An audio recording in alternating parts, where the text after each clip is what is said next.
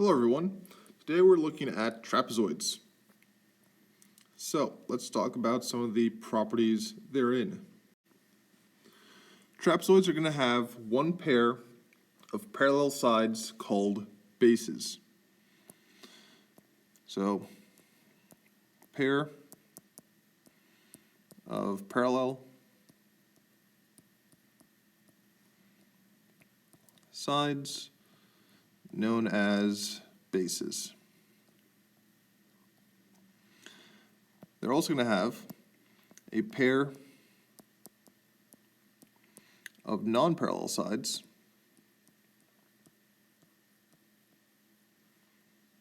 that's too many R's, that's okay. Sides known as legs.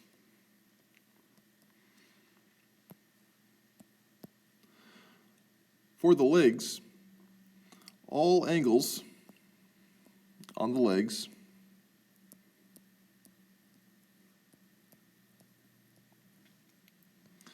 are supplementary, which means they add up to 180 degrees. There are also special types of trapezoids known as isosceles trapezoids. And these have a few properties of their own. Isosceles trapezoids are going to have congruent legs, congruent leg angles,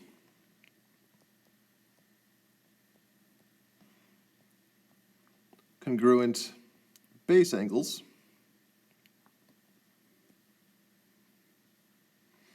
and congruent diagonals.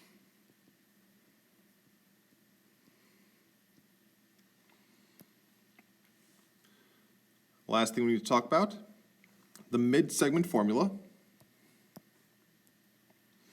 Just like all other equations we've talked about so far that have mid in the name, we're going to be dealing with an average, essentially, of two components. A mid-segment, and we've talked about mid-segments before, is the line that joins the two midpoints on either side of a trapezoid.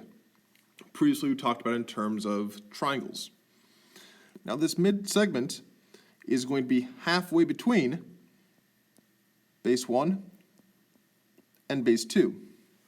Therefore, the equation for the mid-segment formula is base 1 plus base 2, all divided by 2, which we can shorthand to b1 plus b2 over 2. So let's apply some of these rules. Problem 1, we want to find the missing measurement.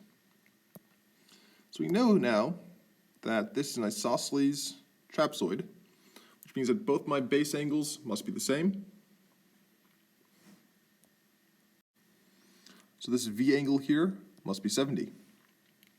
I also know that because VW is a leg, that angle V plus angle W must equal 180, as these are supplementary angles. Which means then that angle W is equal to 180 minus, that's 70 from angle V, also known as 110 degrees. Number 2, I want to find the missing measurement. I have a 9 up here, a 13 down there, both of them on my bases. I want to find the thing in the middle. I'm going to use my mid-segment formula such that the question mark is equal to base 1 of 9 plus base 2 of 13 divided by 2, which is the same as 22 divided by 2, which is the same as 11. 11 being the halfway point between 9 and 13. Find the missing measurement. For angle R, I don't have angles P or Q, but I don't need them. I know this is a trapezoid based on my parallel sides my non-parallel sides here. And in a trapezoid, the angles of my leg must be supplementary. So I know that angle S plus angle R must equal 180.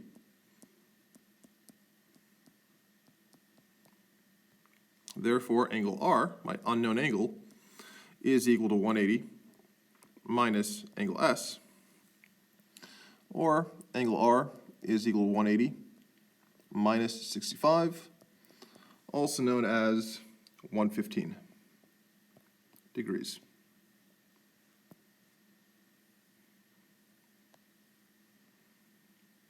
Number 4, I have here an isosceles trapezoid based on my lines of congruency. I want to find JL. I'm given KM. These are both diagonals. In an isosceles triangle, my diagonals are going to be congruent. Sorry, isosceles trapezoid, my diagonals are going to be congruent. So JL equals 22. Because KM equals 22, and they're congruent to each other.